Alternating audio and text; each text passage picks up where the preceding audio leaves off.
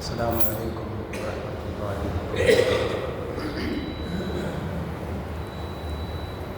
الحمد لله نحمده ونستعينه ونستغفره ونؤمن به ونتوكل عليه ونعوذ بالله من شرور أنفسنا ومن سيئات أعمالنا. من يهده الله فلا مضل له ومن يضلل فلا هادي له. ونشهد أن لا إله إلا الله وحده لا شريك له ونشهد أن سيدنا محمدا عبده ورسوله. أما بعد فقد قال الله تعالى في محكم التنزيل: أعوذ بالله من الشيطان الرجيم، بسم الله الرحمن الرحيم. ولو شئنا لبعثنا في كل قرية نذيرا فلا تطع الكافرين وجاهدهم به جهادا كبيرا. قال النبي صلى الله عليه وسلم: خير الكلام كتاب الله وخير الهدي هدي محمد صلى الله عليه وسلم. صدق الله العظيم وصدق النبي الكريم. ربي أوزعني أن أشكر نعمتك التي أنعمت علي. اللهم اغفر شيوخنا ولجميع الحاضرين برحمتك يا أرحم الراحمين. அளவற்ற அருளாளன், நிகரற்ற அன்பாளன், எல்லாமல்ல அல்லாஹ்வின் திருநாமங்களுடைய வார்த்தைகளை ஆரம்பம் செய்கிறேன். சலாமும் சலவாத்தும் கண்மணி நாயகம் முகமது முஸ்தபா ரசூலுல்லாஹி ஸல்லல்லாஹு அலைஹி வஸல்லம் அவர்கள் மீதும், அவர்களது உயர்ந்த வாழ்க்கை நெறியினை பின்பற்றிய சஹாபா பெருமக்கள், தாபீன்கள், தபு தாபீன்கள், இமாம்கள், வேதைகள், இறைநேசர்கள், இறைவனுடைய அருளை எதிர்நோக்கி காத்திருக்கிற நம்மவர்கள் அனைத்து பெருமக்களின் மீதும் என்றைக்கும் உண்டாகட்டுமாக. அன்பிற்குரிய அல்லாஹ்வின் நல்லடியார்களே, ஃபுர்கான் என்கிற அத்தியாயத்தின் விளக்கங்களை தொடர்ந்து நாம் பார்த்துக் கொண்டிருக்கிறோம். அந்த வரிசையில் இன்றைக்கு ஒரு சில வசனங்களுக்கான விளக்கங்களை நாம் பார்க்கலாம். அல்லாஹ் சுப்ஹானஹு வ தஆலா சொல்கிறான்: நாம் நாடியிருந்தால் ஒவ்வொரு பகுதிக்கும் ஒரு தூதரை அனுப்பியிருப்போம் என்று சொல்கிறார். பொதுவாக ஒவ்வொரு மொழிக்கும் ஒரு தூதர் அனுப்பப்பட்டிருக்கிறார் என்பது மார்க்கத்தின் கருத்தாக இருக்கிறது. அந்த அடிப்படையில் தான் தமிழ் மொழிக்கென்று அனுப்பப்பட்ட நபிமார்கள் இருக்கலாம் என்கிற ஆய்வு கண்ணோட்டத்தில் ஒரு சில மக்கள் கருத்து தெரிவிக்கிறார்கள். அதற்கு ஆதாரமாக நிறைய செய்திகளை வைக்கிறார். ஆனால் அது உறுதிப்படுத்தப்படுகிறதா இல்லையா என்பதை தாண்டி அல்லாஹ் சுப்ஹானஹு வ தஆலா நமக்கு சொல்லியிருக்கிற கட்டளை, நபிகள் நாயகம் ஸல்லல்லாஹு அலைஹி வஸல்லம் நமக்கு காட்டியிருக்கிற வழிமுறை, அல்லாஹ்வால் அனுப்பப்பட்ட எல்லா தூதரையும் நாம் நம்புகிறோம் என்று ஏற்றுக்கொண்டது. லா நுஃபர்ரிகு பைன அஹதின் மின்ஹும் தில்க ருஸுலு ஃபல்லல்னா பஅதஹும் அலா பஅத். அல்லாஹ் சுப்ஹானஹு வ தஆலா நிறைய நபிமார்களை, ரசூல்மார்களை அனுப்பியிருக்கிறார். அவர்களில் சிலரை விட சிலரை மேம்படுத்தி இருக்கிறார்.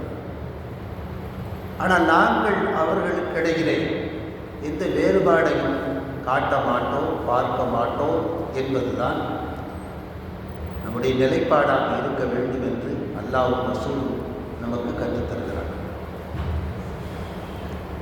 நபிகள் நாயகம் ஸல்லல்லாஹு அலைஹி வஸல்லம் அவர்கள் தான் நபிமார்களுடைய தலைவர். இதிலே மாற்று கருத்து கிடையாது.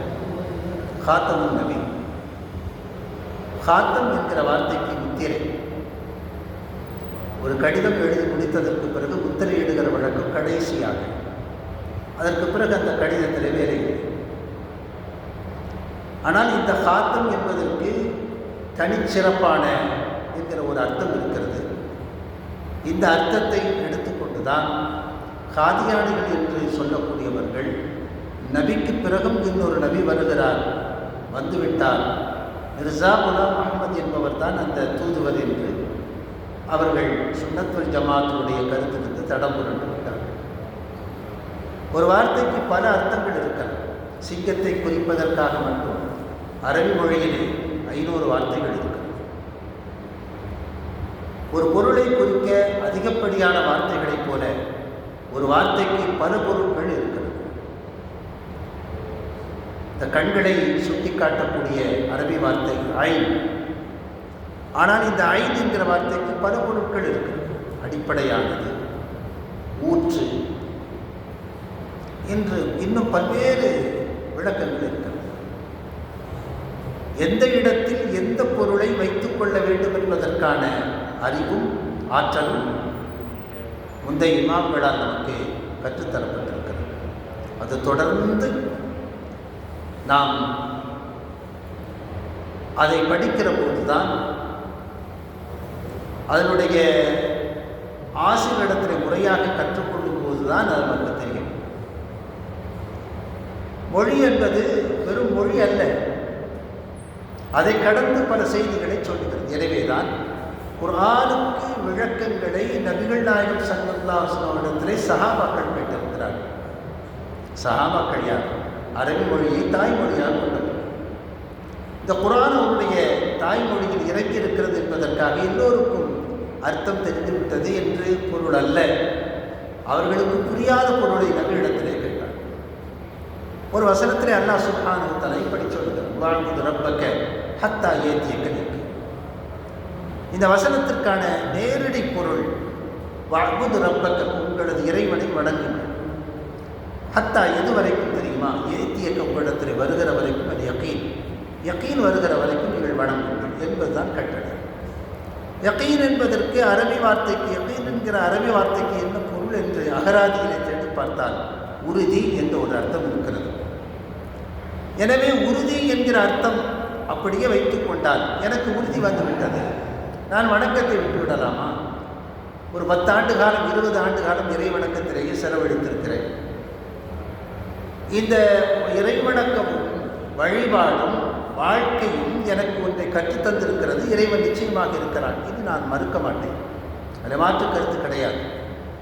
இறைவனை நான் மறுக்கவில்லை, இறைவனை ஏற்றுக்கொள்கிறேன். அவன் தான் என்னை படைத்தான், எனக்கு உணவளித்தான், எனக்கு ரிசுக்கை தந்தான், என்னுடைய சகலமும் அவன் தான் நிர்வகிக்கிறான் என்பதிலே எனக்கு இப்போது நம்பிக்கை வந்துவிட்டது. நம்பிக்கை வந்துவிட்டதற்காக நான் இறை வணக்கத்தை விட்டுவிடலாமா என்று கேட்டால் நிச்சயமாக விட முடியாது. அதிலும் தொழுகையினுடைய பங்கு, ஒரு முஃமினுடைய வாழ்க்கையிலே தொழுகையினுடைய பங்கு மிக ஆழமானது. நபிகள் நாயகம் ஸல்லல்லாஹு அலைஹி வஸல்லம் சொன்னாங்க, 7 வயதானால் தொழும்படி ஏவுங்கள். 10 வயதாகியும் அந்த குழந்தை தொழாவிட்டால் மென்மையாக அடியுங்கள், கண்டியுங்கள் என்று நபிகள் நாயகம் ஸல்லல்லாஹு அலைஹி வஸல்லம் சொன்னாங்க.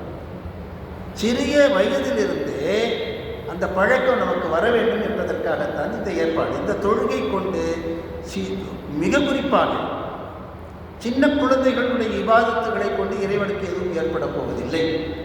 பெரியவருடைய இபாதத்தை கொண்டும் அவனுக்கு ஒன்றும் கூட போவதில்லை. எனவே சின்ன குழந்தைகளை இவ்வாறு நிர்பந்தப்படுத்த அல்லது பழக்கப்படுத்த என்ன அவசியம் என்று பார்க்கிற போது, ஒரு மனிதனுடைய எல்லா நல்ல காரியங்களையும் அது அடிப்படையாக அமைகிறது என்பதற்காக. முதிய ஓரளவுக்கு வயதுக்கு வந்த பிறகு தொழுகையை துவக்குகிற போது இந்த உடல் ஒத்துழைக்க மறுக்கிறது. 60 வயதை கடந்த பெரியவர்களெல்லாம் சஜிதா செய்ய முடியவில்லையே என்று ஆதங்கப்படுகிறார். சஜிதா செய்ய முடியவில்லை, உடல் ஒத்துழைக்கவில்லை. சஜிதா செய்ய முடியாவிட்டால் அதுபோல சைக்கிளை செய்தால் தொழுகை அல்லாஹ் ஏற்றுக்கொள்கிறான், முழு நன்மை வழங்குகிறான் என்பது வேறு விஷயம். ஆனால் அவர்களுக்கு ஒரு ஆசை இருக்கிறது, என்னால் இறைவனுக்கு சஜிதா செய்ய முடியவில்லை என்று. அதற்காகத்தான் இந்த உடல் உறுப்புகள் நல்ல ஃப்ளெக்சிபிலிட்டியாக இருக்கணுங்கிறதுக்காக, உடல் வளைய வேண்டும் என்பதற்காக, அது இளமையிலேயே அதை கொண்டு வர வேண்டும் என்பதற்காகத்தான் 7 வயதிலே அதனுடைய பழக்கத்தை துவக்க வேண்டும் என்று நமக்கு மார்க்கம் கட்டளையிடுகிறது. இப்போ இந்த 7 வயது தொழுகை அதுபோல அவனுடைய கடைசி நேரம் வரை நிற்க முடியவில்லை, உட்கார முடியவில்லை, படுத்தும் உடல் உறுப்புகளை அசைக்க முடியவில்லை என்று சொன்னால் நினைவால் கைகளை கால்களை ஓரளவுக்கு அசைத்து தொழ வேண்டும். வெறும் புருவங்களை மட்டும் அசைத்து தொழக்கூடிய நிலை ஏற்பட்டால் அப்போது தொழக்கூடாது, தாமதப்படுத்த வேண்டும் என்று அந்த கடைசி நிலை வரைக்கும் மார்க்கம் நமக்கு ஒரு அனுமதியை தருகிறது. கைகால்களை அசைக்கிற நேரம் வரைக்கும் தொழுகை இருக்க வேண்டும். எதற்காக? இறைவனுடைய சிந்தனை இருக்க வேண்டும் என்பதற்காக. ஆனால் குர்ஆனுடைய வசனம் வேறு விதமாக சொல்லுகிறது. உங்களுக்கு உறுதி வந்துவிட்டால், உறுதி வருகிற வரைக்கும் நீங்கள் இறைவனை வணங்குங்கள் என்று சொல்லுங்கள். அப்படி என்றால் இந்த யகீன், உறுதி என்பதற்கான உண்மையான பொருள் என்ன? சஹாபாக்கள் கூட, அரபி மொழியை தாய்மொழியாக கொண்டவர்கள் கூட நபிகள் நாயகம் ஸல்லல்லாஹு அலைஹி வஸல்லம் தான் விளக்கம் கேட்க வேண்டிய சூழல் ஏற்படுகிறது. இங்கே வழிகாட்ட ஒரு ஆள் தேவைப்படுகிறது. உண்மையான பொருளை சொல்வதற்கு ஒரு நபி தேவைப்படுகிறார். ரசூலுல்லாஹி ஸல்லல்லாஹு அலைஹி வஸல்லம் சொன்னாங்க, உறுதி என்றால் அது மரணம்தான். மரணம்தான் உறுதியானது, வேறு எதுவும் உறுதி கிடையாது. மாற்றம் இருக்கும், நடக்கும், நடக்காது. ஆனால் மரணம் இருக்கிறது, உறுதியானது. அதை யாரும் மறுக்க முடியும். இறைவனை மறுக்கிறவர்கள் கூட ஏற்றுக்கொள்ளக்கூடிய ஒரு சங்கதி மரணம். எனவே அந்த மரணம் வருகிற வரைக்கும் இறைவனை வணங்கி கொண்டிருங்கள் என்பதுதான் இந்த வசனத்தினுடைய பொருள் என்பதை நபிகள் நாயகம் ஸல்லல்லாஹு அலைஹி வஸல்லம் விளக்கி தருகிறார். நோன்பினுடைய காலங்களிலே சகர் சாப்பாடு, சகர் உணவு எதுவரைக்கும் சாப்பிடலாம் என்பதை விளக்க வருகிற வசனத்திலே அல்லாஹ் சுப்ஹானஹு வ தஆலா வெள்ளை கயிறு, கருப்பு கயிறு என்கிற வார்த்தையை பயன்படுத்துகிறார். சஹாபாக்கள் இந்த வசனத்தை விளங்கிக் கொண்டு, நேரடியாக விளங்கிக் கொண்டு, தங்கள் தலைகணைக்கு கீழே வெள்ளை கயிறும் கருப்பு கயிறுமாக வைத்துக்கொண்டு அதை உயர்த்தி உயர்த்தி பார்த்து பார்த்து பார்த்து கருப்பு கயிறு எப்போது வெள்ளையாக மாறுகிறதோ அது வரைக்கும் சாப்பிடலாம் என்று சொல்லி விடிகாலை வரைக்கும் சாப்பிட்ட நிகழ்வுகள் எல்லாம் உண்டு. அதற்கு பிறகு ரசூலுல்லாஹி ஸல்லல்லாஹு அலைஹி வஸல்லம் வந்து கேட்கிறாங்க, எங்கள் கயிறு நிறம் மாறவில்லை. அப்படி என்றால் என்ன பொருள்? ரசூலுல்லாஹி ஸல்லல்லாஹு அலைஹி வஸல்லம் சொன்னாங்க, கருப்பு கயிறு என்று சொன்னால் இரவு, வெள்ளை கயிறு என்று சொன்னால் பகல். அதிகாலை துவங்குகிற அந்த வேளை வரைக்கும் நீங்கள் சாப்பிடலாம் என்று அல்லாஹ் சுப்ஹானஹு வ தஆலா சொல்கிறான் என்று அரபி மொழியை தாய்மொழியாக கொண்டவர்களுக்கு கூட குர்ஆனுடைய அந்த போங்கை விளக்க வேண்டிய ஒரு சூழல் இருந்தது. இதற்கெல்லாம் நபிமார்கள் தேவைப்பட்டார்கள். அந்த நபிமார்களை அல்லாஹ் சுப்ஹானஹு வ தஆலா ஒவ்வொரு காலத்திற்கு தக்கவாறு அனுப்புகிறார். ஈசா அலைஹிஸ்ஸலாமுடைய காலம் பார்த்தீங்கன்னா மருத்துவத்திலே மேம்பட்டவர். எனவே தான் அவர்களை தொட்டு குணமளிக்கிற ஒரு மருத்துவராகவும், இறந்து போனவர்களுக்கு உயிர் கொடுக்கக்கூடிய ஆற்றல் மிக்கவராகவும் அவரை அனுப்புகிறார். ஈசா அலைஹிஸ்ஸலாம் தொட்டால் குணமாயிருக்கும். குஷ்டம் அது தீர்க்க முடியாத நோய்களின் பட்டியலில் ஒன்று. இன்றைக்கும் அப்படி இருக்கிறது. அது நிறம் மாறப்போவதில்லை. ஆனால் அவர்கள் தொட்டால் குணமாகும், சுகமாகும். ஜப்பான் பல்கலைக்கழகம் ஒரு மாணவர் டாக்டர் உசுகி பேராசிரியராக பாடம் எடுத்துக் கொண்டிருக்கிறார். ஒரு மாணவர் எடுத்து ஒரு கேள்வி கேட்கிறார். இந்த பூமியினை, இந்த உலகத்தில் ஒரு முறை சாத்தியமானது எப்போதும் சாத்தியம். இது ஒரு தியரி. ஒன்ஸ் நடந்துச்சுன்னா எப்போதும் நடக்கும். அதற்கான ஆட்களோ அதற்கான வாய்ப்புகளோ கிடைக்கும் போது அது நடக்கும். இயேசுநாதர் தொட்டு குணமளித்தார் என்று வரலாறுகள் சொல்லுகிறது, வேதங்கள் சொல்லுகிறது. அப்படியானால் அது உண்மை என்றால் இப்போதும் தொட்டால் குணமாகும் இல்லையா? அது முடியுமா முடியாதா என்று அந்த மாணவர் கேட்கிறார். டாக்டர் உசுகி சொல்கிறாரு, முடியும்ப்பா, நான் நாளைக்கு பார்த்து சொல்கிறேங்கிறார். அவருக்கு ஒரு தைரியம், நாளைக்கு பார்த்து கொள்ளலாம். மறுநாள் அவர் பார்க்கிறார், நூலகங்களிலே தேடுகிறார், கிடைக்க மாட்டேன் என்கிறார். மறுநாள் இது நாட்கள் போகிறது. இந்த மாணவனுக்கு பதில் சொல்ல முடியவில்லை. டாக்டர் உசுகி தன் பேராசிரியர் வேலையை ராஜினாமா செய்கிறார். அந்த கேள்விக்கான விடையை தேடி பல்வேறு நாடுகளுக்கு அவர் பயணப்படுகிறார். அந்த மாணவனுக்கு பதில் சொல்ல முடியவில்லை. அதே நேரத்தில் அந்த கேள்விக்கும் எனக்கும் பதில் தேவைப்படுகிறது என்று சொல்லி தனது வேலையை முதலிட்டு பல நாடுகளுக்கு பயணப்படுகிறார். இந்தியாவுக்கு அவர் வருகிறார். வந்து சில விஷயங்களை அவர் கற்றுக்கொள்கிறார். தியான முறைகளை கற்றுக்கொள்கிறார். கற்றுக்கொண்டு அதனுடைய முடிவிலே ஒன்றை கண்டறிகிறார். தொட்டால் இப்போதும் குணமாகும். ஆனால் அதற்கு என்ன தேவை? இயேசுநாதருக்கு இருந்த அன்புமிக்க இதயம் தேவை என்று கண்டறிந்து, அது நாமெல்லாம் ஏற்றுக்கிடணும் இல்லையா? அதுக்கு ஒரு உதாரணம் சொல்கிறார். நடந்து கொண்டு இருக்கும்போது காலிலே ஏதாவது அடிபட்டு விட்டது என்று சொன்னால் நம்மை அறியாமல் அனிச்சையாக அந்த காலை பிடித்து கொள்கிறோம். வலிக்கும் காலை பிடிக்கும். காலை பிடித்த ஒரு சில நிமிஷங்களிலே இந்த வலி குறைத்து போகிறது. என்ன நடக்கிறது என்று சொன்னால், நம்முடைய உடல் இல்லையா, நம்முடைய உடல் மீது நமக்கு அக்கறை இருக்கிறது, அன்பு இருக்கிறது. அந்த முழு அன்பும் கைகளின் வழியாக பாய்ச்சப்படுகிற போது, அந்த இடத்தை தொடுகிற போது அங்கே வலி குறைகிறது. இது எல்லோரும் ஏற்றுக்கொள்ளத்தக்க உண்மை. இப்படி அவர் ஒரு மருத்துவ முறையை கண்டறிகிறார். அந்த மருத்துவ முறைக்கு ரெய்கி என்று பெயரிடுகிறார். இன்றைக்கு உலகம் முழுக்க மருந்தில்லா மருத்துவத்தினுடைய பட்டியலிலே ரெய்கின்னு இருக்கிறது. தூய்மையான கலப்பற்ற அன்பு, எதிர்பாராத அன்பு, அன்கண்டிஷனல் லவ்.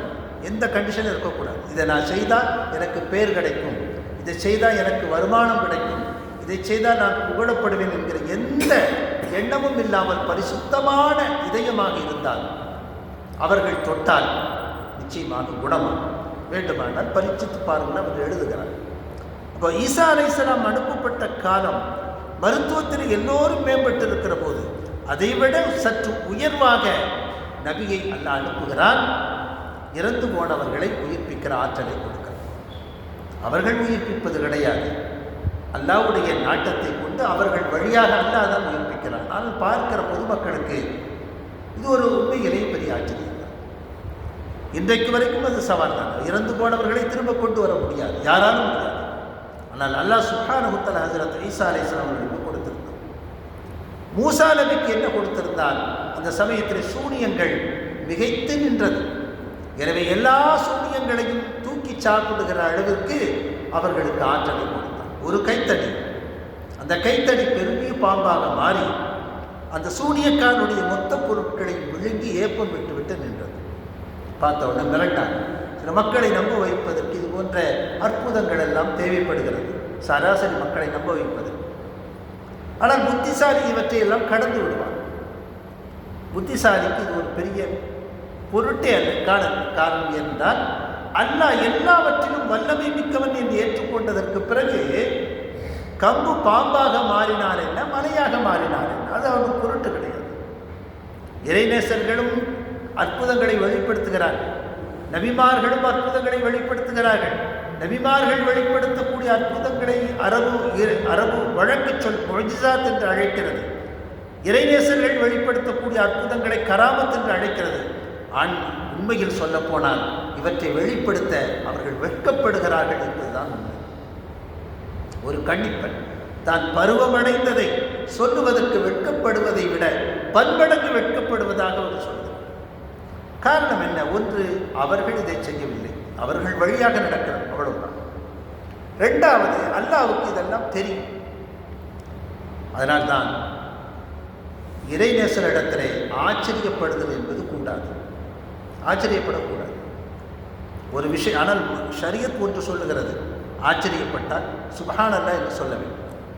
ஆச்சரியமான ஒரு காரியம் நடந்தால் சுப்ஹானல்லாஹ் என்று சொல்ல வேண்டும் என்று நபிகள் நாயகம் ஸல்லல்லாஹு அலைஹி வஸல்லம் கற்றுத் தந்திருக்கிறார்.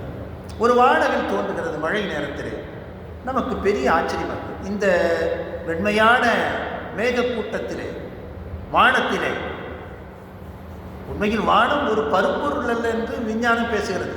தொட்டு பார்க்கும்படியான பொருள் அல்ல வானம். ஒரு மைக் மாதிரி, ஒரு பேனா மாதிரி, ஒரு சேர் மாதிரி தொட்டு பார்க்கிற பருப்பொருள் கிடையாது வானம். அதுவே பெரிய ஆச்சரியமாக இருக்கிறது. அப்போ அந்த வானத்தில் இத்துணை வண்ணங்கள் எப்படி சுப்ஹானல்லாஹ் என்று சொல்ல வேண்டும் என்று மார்க்கம் சொல்கிறது. ஆனால் ஞானிகளிடத்திலே ஆச்சரியப்படுவது ஹராம். அவங்க என்ன வியூவில் பார்க்குறாங்கன்னா, அப்பா அல்லாஹ்வுக்கு சக்தி இல்லைன்னு நீங்கள் நினைக்கிறீங்களா? இப்போ இவ்வளோ நாளுக்கும் அல்லாஹ்வுக்கு இது மாதிரி விஷயங்களை வெளிப்படுத்துறதுக்கான ஆற்றல் இல்லை, நீங்கள் வெளிப்படுத்துகிறான்னு நினைக்கிறீங்களா? அது ஆச்சரியப்படுறது. அது அவனுடைய உள்ளமை, அவனுடைய தன்மை. எதுவெல்லாம் உலகத்தில் ஆச்சரியமாக இருக்கிறதோ அதுவெல்லாம் இறைவனுக்கு மிக மிக எளிதானது. இந்த அகில பிரபஞ்சத்தை அல்லாஹ் சுப்ஹானஹு வ தஆலா குன் என்கிற ஒற்றை வார்த்தையில் தான் உருவாக்கினார். குன், ஆகு என்றால் ஆகி. ஒருத்தருக்கு ரோடு ஆக்சிடென்ட் ஆச்சு.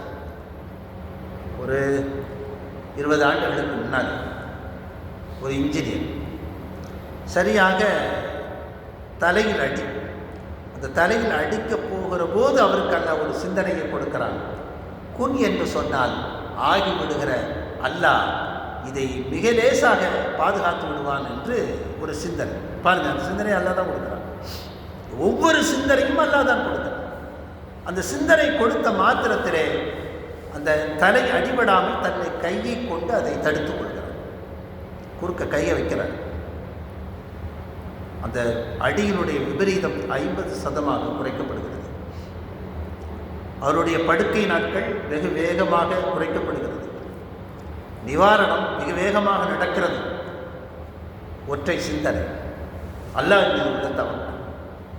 நபிகள் நாயகம் ஸல்லல்லாஹு அலைஹி வஸல்லம் சொன்னாங்க, யத்தவக்கல் அலல்லாஹ். அல்லாஹ் குர்ஆனில் சொல்றான், யத்தவக்கல் அலல்லாஹ் ஃபஹுவ ஹஸ்புஹ். யார் அல்லாஹ்வின் மீது நம்பிக்கை கொள்கிறாரோ அல்லாஹ்வே அவர்களுக்கு போதும். நாம் பொதுவாக மனிதர்கள், சராசரி மனிதர்கள், நமக்கு தெரிந்த விஷயங்களை வச்சு தான் நம்ம கணக்கு போடுவோம். இது நடக்குமா? நடக்கும். அதுக்கான சோர்ஸ் என்னன்னு தேடுவோம். இவங்க இருக்காங்க, இவங்க இருக்காங்க, இவங்க இருக்காங்க, இவங்க இருக்காங்க, இவங்க கொடுத்துருவாங்க. ஆனால் இவை எல்லாவற்றையும் தாண்டி தான் அல்லாஹுடைய வல்லமை வெளிப்படும் என்பதிலே நாம் அசைக்க முடியாத நம்பிக்கை கொண்டிருக்க வேண்டும். மூசா அலைஹிஸ்ஸலாம் அவர்களுக்கு கடலை பிளக்கிறார், பாதையை உருவாக்குகிறார். அது அல்லாஹ்வுடைய வல்லமை இல்லையா? முஹம்மது ஸல்லல்லாஹு அலைஹி வஸல்லம் அவர்களுக்கு ஒரு சிலந்தி பூச்சின் வழியாக அல்லாஹ் பாதுகாக்கிறார். சரி, அபூபக்கர் ரலியல்லாஹு அன்ஹு சொல்வாங்களா, யாரை சொல்றா, அந்த அந்த குகை எப்படி இருக்குன்னா பாதையை விட சற்று கீழே இருக்கும். பாதை எப்படி இருக்குன்னா கீழே குகை. சரி, அபூபக்கர் சித்திக் ரலியல்லாஹு சொன்னாங்க, நின்று கொண்டிருப்பவர்கள் குனிந்து விட்டால் நாம் தொலைந்தோம். நிற்கிறவங்க அவங்க காலை எறும்பு கடிச்சதுன்னு கீழே குனிஞ்சி அது சொரிஞ்சாங்கன்னு வைங்க, அந்த குகை தெரியும். அவ்வளவு நெருக்கத்தில் எதிரிகள் இருக்கிறாங்க, பயப்படுறாங்க. அப்போ தான் ரசூலுல்லாஹி சொன்னாங்க, லா தஹ்சன் இன்னல்லாஹ் மஅனா. பயப்படாதீங்க, அல்லாஹ் நம்மோடு இருக்கிறான். உண்மையில் அல்லாஹ் நம்மோடு இருக்கிறான். அல்லாஹ் ஒவ்வொரு மனிதனுடைய பிடரி நரம்பை விட மிகச் சமீபமாக இருக்கிறான். அதை தேடுறதுல தான் நம்முடைய வாழ்க்கை. இவ்வளவு காலம், இவ்வளவு முயற்சி, இவ்வளவு இபாதத்துகளும், இவ்வளவு உபன்யாசங்களும், இவ்வளவு வசனங்களும், இவ்வளவு ஹதீஸ்களும் இந்த இறைவனை தேடி கண்டடைவதுதான். அதற்காகத்தான் ரொம்ப நெருக்கமாக இருக்கிறதுனால சில விஷயங்கள் நமக்கு தெரியறது இல்லை. அல்லாஹ் சுப்ஹானஹு வ தஆலா குர்ஆனில் கேட்குறான், ஃபைக்குல் மா அல்லதி தஷ்ரபூன். நீங்கள் குடிக்கும் தண்ணீரை பார்த்திருக்கிறீர்களான்னு கேட்குறான். தண்ணீரை பார்க்காம யாராவது குடிக்க முடியுமா? தண்ணீரை பற்றி புரியாத மனிதர்கள் உண்டா? ஆனால் அல்லாஹ் அதை கேட்கல. தண்ணீர் தெரியும், ஆனால் அந்த தண்ணீர் எப்படி வந்தது என்று தெரியும். அதை கேட்க அன்சல்துமூஹு மினல் முஸ்னி அம் நஹ்னுல் முன்சிலுன். மேகத்திலிருந்து நீங்கள் இறக்குகிறீர்களா அல்லது நாம் இறக்குகிறோம்? ஒரு டம்ளர் தண்ணீரை செயற்கையாக உருவாக்க நிறைய செலவினங்கள் பிடிக்கிறது. அல்லாஹ் சுப்ஹானஹு வ தஆலா அதை இலகுவாக இலவசமாக தருகிறான். நாம் தான் அதை பைசா போட்டு விற்றுக்கிட்டு இருக்கோம். இப்போ சமீபத்தில் ஒரு கவிதை படித்தேன். தாய்ப்பாலும் தண்ணீரும் இலவசமாகத்தான் இதுவரைக்கும் கிடைத்தது. தாய்ப்பாலும் தண்ணீரும் இதுவரைக்கும் இலவசமாகத்தான் கிடைத்தது. நாங்கள் இப்போது அதற்கு விலை வைத்திருக்கிறோம். அல்லாஹ் சுப்ஹானஹு வ தஆலா அவ்வளவு எளிமையாக, தண்ணீர் ஒரு குறியீடு, ஒரு வளத்திற்கு ரிச்னஸ், அதுக்கு ஒரு குறியீடு. பணத்தை தண்ணி மாதிரி செலவழிக்காயா சொல்கிறோமா இல்லையா? இப்போ தண்ணீர் ஒரு குறியீடு. தண்ணீரை போல இது. கவிக்கோ அப்துல் ரஹ்மான் எழுதுவார், தண்ணீரை போல இது. தண்ணீருக்கு நிறம் கிடையாது, தண்ணீருக்கு வடிவம் கிடையாது. நீங்கள் உருண்டை கிளாஸில் எடுத்தால் தண்ணீருடைய வடிவம் உருண்டை. சதுரமான பாத்திரத்தில் தண்ணீரை அள்ளினால் அந்த தண்ணீருடைய வடிவம் சதுரம். தண்ணீர் மேலிருந்து கீழே ஓடும், அது அது படிவை காட்டுகிறது. தண்ணீர் கீழிருந்து மேலே எப்போதும் ஓடுவது கிடையாது, பெருமை அதற்கு கிடையாது. மேலே உயர்வாக இருந்தாலும் தாழ்ந்து ஓடும். தண்ணீரை போல அடக்கமாக இருக்கும். தண்ணீர் பேதம் பார்ப்பதில்லை, வேண்டியவர் வேண்டாதவர் என்கிற பேதம் பார்ப்பதில்லை. தண்ணீரை போல இருங்கள், தண்ணீராக இருங்கள். தண்ணீர் எல்லோருக்கும் தேவையானது. நீங்கள் எல்லோருக்கும் பயன்படக்கூடிய விதமாக இருங்கள். நிறைய எழுதுகிறார். தண்ணீர் எவ்வளவு பெரிய அற்புதம். 3ஆம் உலகப் போர் என்று ஒன்று ஏற்பட்டால் அது நிச்சயமாக தண்ணீருக்காகத்தான் இருக்கும் என்று எழுதுகிறார்கள். அதை வெள்ளை தங்கம் என்று சொல்லுகிறார்கள். ஆனால் தண்ணீருடைய அருமை நமக்கு தெரியாதனாலே தண்ணீரை நாம் ரொம்ப வீண் விரயங்கள் செய்து கொண்டிருக்கிறோம். அல்லாஹ் சுப்ஹானஹு வ தஆலா வீண் விரயம் குறித்து பேசுகிற போது, நீங்கள் வீண் விரயம் செய்யாதீர்கள். இன்னல் முபத்திரீன கானூ இஹ்வான ஷயாத்தீன். வீண் விரயம் செய்யக்கூடியவர்கள் ஷைத்தானுடைய சகோதரர்கள் என்று அல்லாஹ் சுப்ஹானஹு வ தஆலா கடிந்து பேசுகிறான். எந்த பொருளிலும் சரி வீண் விரயம் கூடாது. எனவே இந்த நபிமார்களை அல்லாஹ் சுப்ஹானஹு வ தஆலா ஒவ்வொரு காலகட்டத்திலும் அதற்கு தேவையான அளவிற்கு கொடுக்கிறான். எல்லா பகுதிக்கும் கொடுக்கிறான். அல்லாஹ் சுப்ஹானஹு வ தஆலா அனுப்பாமல் இந்த மனிதர்களை தண்டித்தாலோ சொர்க்கத்திற்கு அனுப்பினாலோ கேள்வி கேட்பதற்கு ஆள் கிடையாது என்றாலும் அல்லாஹ் சுப்ஹானஹு வ தஆலா எந்த இடத்திலும் ஒரு அநியாயம் செய்வது கிடையாது. சூரா யாசீன் அல்லாஹ் சொல்கிறான், ஃபலா துப்லமு நஃப்ஸ் ஷைஆ. எந்த ஆன்மாவும் அது அநீதி இழைக்கப்படுவதில்லை. எனக்கு எதுவுமே தெரியாமல் வச்சுக்கிட்டு என்கிட்ட கேள்வி கேட்கக்கூடாது இல்லையா? அல்லாஹ் சுப்ஹானஹு வ தஆலா செய்யலை. தன்னை ஒவ்வொரு மனிதருக்கும் உணர்த்துகிறான். ஒரு நாளைக்கு 70க்கும் மேற்பட்ட முறைகளை இறைவன் நமக்கு அவனை பற்றி அறிவுறுத்தி கொண்டே இருக்கிறான். நாம் இந்த உலகச் சூழலில் மாட்டிக்கொண்டிருப்பதனாலே நமக்கு அந்த சிந்தனை வரமாட்டேன் என்கிறது. பறவைகளை பார்க்கிறோம். அதை பார்க்கிற போது படைத்தவன் யார் என்று சிந்திக்க வேண்டாமா? வாகனங்கள் இயங்குவதை பார்க்கிறோம். இதற்கான அறிவை கொடுத்தது யார் என்று நாம் சிந்திக்க வேண்டாமா? காலையில் எழுகிறோமே, அது எவ்வளவு பெரிய அற்புதம். காலையில் எழுந்தால் நேற்று போலவே இருக்கிறோம். என் கைகள் இயங்குகிறது, கால்கள் நடக்கிறது, நான் சிந்திக்கிறேன், நான் பேசுகிறேன். இதை கொடுத்திருக்கிறானே அல்லாஹ் சுப்ஹானஹு வ தஆலா. ஒருவன் இருந்து எனக்கு இவ்வளவு விஷயங்களை தருகிறான் என்று நான் காலையில் சிந்திப்பதில்லையே. நபிகள் நாயகம் ஸல்லல்லாஹு அலைஹி வஸல்லம் எழுந்தவுடன் என்ன செய்வார்கள் என்றார், ரப்பனா, வானத்தை பார்ப்பாங்க. முதல்ல எழுந்த உடனே வானத்தை பார்த்து, ரப்பனா மா ஹலக்த ஹாதா பாத்திலா சுப்ஹானக ஃபகினா அதாபன்னார் என்று சொல்வார்கள். இறைவா, இவற்றை நீ வீணுக்காக படைக்கவில்லை, உன்னை நான் பரிசுத்தப்படுத்துகிறேன், நரக நெருப்பிலிருந்து என்னை பாதுகாத்து விடுவாயாக என்ற பிரார்த்தனையை ஓதிவிட்டு வானத்தை பார்த்து அவர்கள் சிரிப்பார். அதற்கு பிறகுதான் எழுந்து உது செய்து அதிகாலை தொழுகைகளை தொழுவார்கள் என்ற ஹதீஸிலே பார்க்க முடியும். அப்போ காலையில் எழுவது உண்மையில் பெரிய ஆச்சரியம், பெரிய வல்லமை. அல்லாஹ் அந்த எழுவதிலேயே தன்னை உணர்த்தி காட்டுகிறான். ஆனால் பரபரப்பான இந்த வாழ்க்கையிலே அந்த காலையில் எழுந்ததும் ஓதக்கூடிய துவாக்களை கூட நாம் பல நேரங்களிலே ஓதுவது கிடையாது. அவசரமாக எழுந்து விட்டோம், தாமதமாக எழுந்து விட்டோம், வேறொரு பிரச்சனையை முடிக்க வேண்டியது இருக்கிறது, அல்லது சிறுநீர் இயற்கை உபாதைகளுடைய அவசரம் இருக்கிறது என்பதற்காக, அல்லது திடீரென்று சப்தம் கேட்டுவிட்டது என்பதற்காக. ஒரு நாள் ஒரு பகல் பொழுதிலே கைலூலா உறக்கம், ஒரு அறையிலே நான் மட்டும் தனியாக உறங்கிக் கொண்டிருக்கிறேன். வேகமாக, அது ஒரு சம்மற்றை, வேகமாக மின்விசிறி ரொம்ப ஃபாஸ்ட்டாக இருக்கிறதில ஃபாஸ்ட்டாக அதை வச்சு நல்ல ஆழமான உறக்கத்திற்கு போகும்போது வெடி வெடிக்கிற மாதிரி சத்தம். ஒரு 2 நிமிஷம் என்னென்ன புரியலை. பார்த்தா ஒரு கேரி பேக்கு அங்கே கடந்து சுற்றி சுற்றி சுற்றி அப்படியே மேலெழும்பி அந்த ஃபேனில் மாட்டி சத்தத்தை உருவாக்கியிருக்கிறது. அது விளங்குறதுக்கு 2 நிமிஷம் ஆச்சு. என்ன சத்தம் என்று கண்டுபிடிக்க எனக்கு 2 நிமிஷம் ஆச்சு. அப்போ நான் நினைக்கிறேன், நாம் எவ்வளவு பலவீனமாக இருக்கிறோம். அப்போ அல்லாஹ் சுப்ஹானஹு வ தஆலா 2 நிமிஷங்கள் கழித்து தான் இயல்பான நிலைக்கு என்னை திருப்புகிறான். இந்த உறக்கத்தில் என்ன நடந்தது என்று தெரியாது. அல்லாஹ் சுப்ஹானஹு வ தஆலா என்ன வேண்டுமானாலும் செய்யலாம். அதனால தான் நபிகள் நாயகம் ஸல்லல்லாஹு அலைஹி வஸல்லம் ஒரு அற்புதமான துவாவை கற்றுக் கொடுத்தாங்க. அல்ஹம்துலில்லாஹில்லதீ அஹ்யானா பஅதமா அமாதனா வ இலைஹி நுஷூர். நாங்கள் இறந்ததற்கு பிறகு மீண்டும் ஒரு வாழ்க்கை கொடுத்த உனக்கு எல்லாம். கிட்டத்தட்ட உறக்கம் என்பது இறப்புக்கு சமமானதுதான். நபிகள் நாயகம் ஸல்லல்லாஹு அலைஹி வஸல்லம் சொல்றாங்க, உறங்குவோருடைய ஆன்மாக்கள் அல்லாஹ்வுடைய அர்ஷை சென்று சேருகிறது. அதை இரவில் அல்லாஹ் பத்திரமாக வைத்திருக்கிறான். காலையில் அவற்றை திருப்பி அனுப்புகிறான். திருப்பி அனுப்பாத ஆன்மாக்கள் சில உண்டு. அவைகள் காலையில் ஜனாசாக்களாக இருக்கிறது. ஒவ்வொரு நாளும் அரிசிக்கு போகிறதுனால ரொம்ப சுகம். தூக்கம் பெரிய சுகம் இல்லையா? ஒரு வயசுக்கு மேலே தூங்காட்டி பிரச்சனை ஏற்படுகிறது. தூக்கமில்லை என்பதற்காக மருந்துகள் போடக்கூடிய ஒரு சூழல் கூட இருக்கிறது, மாத்திரைகள் போடக்கூடிய சூழல் கூட இருக்கிறது.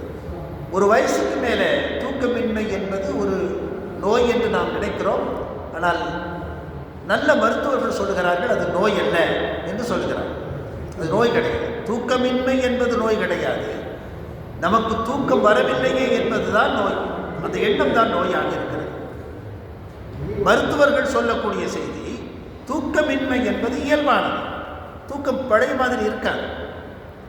ஆனால் எனக்கு தூக்கம் வரவில்லையே, சின்ன வயசுல மாதிரி ஒரு 8 மணி நேரம் டெப்தா தூங்க முடியலையே என்கிற கவலை இருக்கிறது இல்லையா, இதுதான் நோயாக மாறுகிறது. கவலைக்கூடாது. தூக்கம் வரலையா கவலைக்கூடாது. நாம் உடனே டாக்டர்கிட்ட போகிறோம். அவங்க தூக்கத்துக்கு மாத்திரை கொடுக்குறாங்க. அது தூக்கம் இல்லைன்னா நம்ம என்ன செய்யணும்னா, ரப்பு தன்னை வழங்குறதுக்கு ஒரு வாய்ப்பு கொடுத்துருக்கான்னு நினச்சிக்கணும். அது செய்யணும். அதுதான் எல்லாம் கொடுக்குறான். இந்த பல்லு போனால் எதுக்கு பல்லு போகுதுன்னா, செரிமானம் குறைஞ்சிட்டு இனி ஹெவியாக சாப்பிடாத அப்படிங்கிறது தான் அல்லாஹ் சுப்ஹானஹு வ தஆலா பல்லை போக்குறான். ஆனால் நம்ம என்ன செய்யணும், செயற்கையாக பல்லை கட்டி இன்னும் சாப்பிடணும். பல்லு போக்குறதுக்கான காரணமே அதான். அது மாதிரி உறக்கத்தை அல்லாஹ் சுப்ஹானஹு வ தஆலா கொடுக்கலன்னு சொன்னால் அதுக்கு ஒரு ரீசன் இருக்குது, வேல்யூபிள் ரீசன், நல்ல காரணம் இருக்குது. அந்த நேரத்தில் தொழலாம், குர்ஆன் ஓதலாம், சிந்திக்கலாம், திக்ர் செய்யலாம். ரிட்டையர்டாக நம்ம வேலைக்கு போகிறவங்க கவலைப்படலாம், சரியாக தூங்கலைன்னா பகலில் வேலை பார்க்க முடியாது, உடல் நலிவுற்று விடுமே என்று அவர்கள் கூட யோசிக்கலாம். ஆனால் ரிட்டையர்டாகி வீட்டில் சும்மா இருக்கிறவங்க கூட தூக்கம் வரவில்லை என்பதற்காக கவலைப்பட்டதற்காக மருந்து எடுக்கிறார்கள். மருந்து எடுக்க தேவையில்லை என்று மருத்துவர்கள் சொல்கிறார்கள். அது அவ்வளவுதான். எப்போது வருகிறதோ உறங்கிக் கொள்ள வேண்டும், எப்போது விழிப்பு வருகிறதோ வேறு வேலையில் ஈடுபட வேண்டும். சொல்லப்போனால் பிஸியாக தன்னை வைத்துக் கொள்ள வேண்டும். நபிகள் நாயகம் ஸல்லல்லாஹு அலைஹி வஸல்லம் அவர்களுக்கு அல்லாஹ் சுப்ஹானஹு வ தஆலா ஒரு கட்டளை இடுகிறான். இதா ஜாஅ நஸ்ருல்லாஹி வல் ஃபத்ஹ் வ ரஅய்தன் நாஸ யதுகுலூன ஃபீ தீனில்லாஹி அஃவாஜா ஃபஸப்பிஹ் பிஹம்தி ரப்பிக வஸ்தக்ஃபிர்ஹு இன்னஹு கான தவ்வாபா. வெளிப்படையான அர்த்தம், இதை பூர்த்தியாகிவிட்டது, இறைவனை நீங்கள் அதிகமாக தஸ்பீஹ் செய்யுங்கள், இஸ்திக்ஃபார் செய்யுங்கள் என்று வெளிப்படையான கட்டளை. இதில் உள்ளே பொதிந்திருக்கிற ஒரு செய்தி என்னவென்று சொன்னால், ரிட்டையர்மெண்ட் லைஃப்பில் எப்படி நடந்துக்கிடணும்னு சொல்கிறோம். நபி ஸல்லல்லாஹு அலைஹி வஸல்லம் தூதுவத்துவத்தை அல்லாஹ்வை பற்றி அறிமுகப்படுத்துவதற்காக ஒரு பெரிய வேலையோடு வந்தாங்க. தீன் நிறைவடைந்து விட்டது என்றால் அவங்க வேலை முடிஞ்சுன்னு அர்த்தம். இப்போ வேலை முடிஞ்சால் எப்படி இருக்கணும்னா, இன்னும் அதிகமாக அல்லாஹ்வுடைய சிந்தனையை கூட்ட வேண்டும் என்று அர்த்தம். 2 கேட்டகரி இருப்பாங்க. ஒன்று தாழ்வு மனப்பான்மையில் இருப்பாங்க. முன்னெல்லாம் சம்பாதிச்சு போட்டேன், என் பேச்சை எல்லாரும் வீட்டில் கேட்டாங்க, இப்போ இனிமேல் யாரும் வைக்க மாட்டா. நான் அந்த காலத்தில் படித்தது தன்னை புலம்பி தன்னை தாழ்த்தி கொள்ளக்கூடிய இன்ஃபீரியாரிட்டி காம்ப்ளெக்ஸில் சில பேர் இருப்பாங்க. சில பேர் எகெயின்ஸ்டா சுப்ரியாரிட்டி காம்ப்ளெக்ஸ், தனக்கு இன்னும் அதிகாரம் இருக்கிறது என்ற ஒரு எண்ணத்திலே எல்லாத்தையும் போட்டு கஷ்டப்படுத்திக்கிட்டு இருப்பாங்க. இந்த ரெண்டும் தேவையில்லை. ரசூலுல்லாஹி ஸல்லல்லாஹு அலைஹி வஸல்லம் அவர்கள் வழியாக அல்லாஹ் நமக்கு சொல்கிறான், உங்களுக்கு ஓய்வு வந்துச்சா நீங்கள் அல்லாஹ்வின் மீது நெருக்கத்தை கூட்டுங்கள். ஆயிஷா சித்திகா ரலியல்லாஹு சொல்கிறாங்க, இந்த ஆயத்தை இறங்கினதும் ரசூலுல்லாஹி ஸல்லல்லாஹு அலைஹி வஸல்லம் ருக்குவில் சஜ்தாவில் சுப்ஹான ரப்பியில் அஸீம் சுப்ஹான ரப்பியில் ஆலா ஓதாம சுப்ஹானக அல்லாஹும்ம ரப்பனா பிஹம்திக அல்லாஹும்ம ஃபில்லி என்று ஓத ஆரம்பித்துவிட்டார். இறைவா என்னுடைய பாவத்தை மன்னித்து விடு என்று அதிகமாக ஓத ஆரம்பித்துவிட்டார். அப்போ வயோதிகத்திலே அல்லாஹ்வுடைய நெருக்கத்தை கூட்ட வேண்டும் என்பதற்காகத்தான் அல்லாஹ் சுப்ஹானஹு வ தஆலா சில ஏற்பாடுகளை செய்கிறான். முதல்ல இந்த குடும்பத்தினுடைய பழுவை அவங்களுக்கு குறைக்கிறான். வேலை செய்ய முடியாத இயல்பை அவங்களுக்கு உருவாக்குறான். அவங்களுக்கு தனிமையை கொடுக்குறான், ஓய்வை கொடுக்குறான், உறக்கத்தை குறைக்கிறான். இப்படி சில ஏற்பாடுகளை செய்கிறான். எதற்காக? தன்னை இப்போவாவது நெருங்கட்டும் அப்படிங்கிறதுக்காக. ஆனால் அந்த நேரத்திலும் உலகத்தினுடைய சிந்தனைகளிலே குடும்பத்தினுடைய பொறுப்புகளை கடைசி வரை வைத்துக்கொண்டு எல்லாவற்றையும் தூக்கி சுமந்து கொண்டு நான் இல்லாவிட்டால் என் குடும்பம் இல்லை என்கிற மனநிலையில் இருந்தால் அது ரொம்ப தப்பு. ஏன்னா நிறைய பேர் நம்ம பார்க்கணும், கண் முன்னால் பார்க்குறோம். சில குடும்பங்கள், சில அரசாங்கங்கள், சில பிரதமர்களெல்லாம் சட்டென்று இறந்து போகிற போது, கொலையுண்டு விடுகிற போது அந்த நாடு என்னவாகும் என்று தத்தளித்து நிற்குமே என்று கவலைப்படுகிற போது அடுத்தடுத்த ஆட்களை வைத்து அந்த நாடு இயங்குகிறது. அதுபோல வீடும் இயங்குகிறது. ஒரு குடும்பத் தலைவன், அச்சாரியாக இருக்கக்கூடிய குடும்பத் தலைவன் எதிர்பாராத விபத்தில் மரணமாகிற போது நிற்கதியாக அந்த குடும்பம் இருக்கிற போது நமக்கெல்லாம் மிகப்பெரிய கேள்வி எழுகிறது, இது எப்படி இயங்கப் போகிறது என்று சொல்லி. ஒரு வாரத்தில் 2 வாரத்தில் ஒரு இயல்பு வாழ்க்கைக்கு அல்லாஹ் சுப்ஹானஹு வ தஆலா அவர்களை கொண்டு வந்து விடுகிறார். யாருக்காகவும் இந்த உலகம் இருக்கப் போவதில்லை என்பதுதான் உண்மை. நாம் தான் நினச்சிக்கிட்டு இருக்கிறோம் நாம் இல்லைன்னா எதுவும் இல்லைன்னு. நம் வழியாக அல்லாஹ் தான் இதுவரைக்கும் நடத்தி கொண்டிருக்கிறான். நம்மளை கொஞ்சம் காலத்துக்கு செலக்ட் பண்ணுறான். நம்ம இல்லைன்னா நம்ம பையரை செலக்ட் பண்ணுறான். அவன் இல்லைன்னா அவனுடைய பையரை செலக்ட் பண்ணுறான். ஒருத்தர் இல்லைன்னா பக்கத்து வீட்டு சொந்தங்களை செலக்ட் பண்ணுறான். காரணமே இல்லாமல் யார் மூலமாகவோ அது செஞ்சிடறான். எனக்கு ஒரு ஆச்சரியமான விஷயம், குடும்பத்தில் தூரத்து சொந்தத்தில் ஒரு அம்மா இருந்துச்சு. அந்த அம்மாவுக்கு பசங்களெல்லாம் சரியில்லை, விட்டுட்டு சென்னைக்கு போயிட்டாங்க. அந்த அம்மா இருந்துச்சு, ஒரே ஒரு பேரன் மட்டும் இருந்தால். அந்த அம்மாவுக்கு பக்கவாதம் விட்டது. அந்த பக்கவாதத்தை அதை ட்ரீட் பண்ணுறதுக்கு பார்க்குறது கொள்றதுக்கு பெண்கள் இல்லை. என்ன நடக்கும் அப்படின்னு யோசிக்கும் போது வழக்கமாக அந்த அம்மா சொல்கிறது 5 சராசரி பெண் தான், பெரிய இபாதத்தில் கிடையாது. 5 நேர தொழுக, யாரையும் குறை சொல்லாது, வீடுகளில் வேலை பார்த்து தான் அது தன்னுடைய வாழ்க்கை கழித்து கொண்டிருந்தது. சொல்லும் மரத்தை வச்சவன் தண்ணி ஊற்றுவான், அதனுடைய கோல்டன் வேர்ட்ஸ் அந்த அம்மாவினுடைய மறக்க முடியாத வரிகள். அதில் ரொம்ப நம்பிக்கை. பக்கவாதத்தில் விழுந்த அன்று சென்னையிலிருந்து ஒரு அம்மா வந்து இறங்குகிறது. நான் உங்கள் மருமகள். அந்த அம்மாவுக்கே தெரியும், நீ சின்ன வயசில் போன ஆள், அங்கே ஏதோ வேலை பார்த்து யார் கூடிய பழக்கம் ஏற்பட்டு அங்கே திருமணம் முடித்து பிள்ளைகளுக்கு இந்த தாயை பார்க்கவே இல்லை, வரவே இல்லை. அந்த அம்மாவுக்கு திடீரென்று அல்லாஹ் சுப்ஹானஹு வ தஆலா ஒரு சிந்தனைக்கு போடுகிறான், நம்ம மாமியாரை பார்க்கணும் அப்படின்னு சிந்தனை போட்டு அதுவாக பிள்ளைய கையில் பிடிச்சிக்கிட்டு இறங்கி வந்துட்டு கரெக்டாக பக்கவாதத்தில் இருக்குது. அது முதல் உதவிக்கு பக்கத்தில் இருக்கிற சொந்தங்கள் அக்கம் பக்கத்தில் அவர்களாம் சரி பண்ணி ஹாஸ்பிட்டலில் போட்டு அது வரைக்கும் செய்யிட்டாங்க. அடுத்து தொடர்ந்து செய்வது எது? இந்த அம்மா வந்து இறங்கிட்டு எல்லாருக்கும் ஆச்சு. பணிவிடை செய்தது 2 மாதம். 2 மாத இறுதியிலே அந்த அம்மா இறந்து போனது. அதற்கு பிறகு 40 நாட்கள் இருந்தது. அந்த அம்மாவிற்காக துவா செய்தது. எங்கிருந்து நடந்தது? யாருமே எதிர்பார்க்கவில்லை. அந்த நிகழ்ச்சியெல்லாம் பெரிய ஆச்சரியம். மரத்தை வச்சவன் தண்ணி ஊற்றுவான். அப்போ அல்லாஹ் சுப்ஹானஹு வ தஆலா எல்லாவற்றையும் இயக்கிக் கொண்டிருக்கிறான். அல்லாஹ் தான் எல்லாவற்றையும் பாதுகாத்து கொண்டிருக்கிறான். இதை உணர்த்துவதற்காகத்தான் அல்லாஹ் சுப்ஹானஹு வ தஆலா நபிமார்களை அனுப்பினான். அவன் சொல்கிற இந்த வசனத்தில் நாம் விரும்பி இருந்தால் ஒவ்வொரு பகுதிக்கும் நம்மால் அனுப்ப முடியும். ஒவ்வொரு மாவட்டத்துக்கும் கூட ஒரு ரசூலை அனுப்ப முடியும். ஒவ்வொரு பிரான்ச்சாக அனுப்ப முடியும். ஆனால் இதை ஏற்றுக்கொள்ள மறுக்கிறார்கள். எனவே ஃபலா துதிஇல் காஃபிரீன, இறை நிராகரிப்பாளர்கள் நீங்கள் கட்டுப்படாதீர்கள். வஜாஹிதும் ஜிஹாதன் கபீரா, இந்த குர்ஆனை கொண்டு ஆதாரமாக கொண்டு அவரிடத்திலே நீங்கள் வாதம் செய்யுங்கள், பெரிதாக போரிடுங்கள், இந்த வேதத்தை வைத்து போரிடுங்கள் என்று அல்லாஹ் சுப்ஹானஹு வ தஆலா நபிக்கு சொல்கிறான். அது நமக்குமான செய்தி. அல்லாஹ்வுடைய தன்மையை, அல்லாஹ்வுடைய சிஃபத்தை, அல்லாஹ்வுடைய வல்லமையை விளங்கி வாழ வேண்டும்.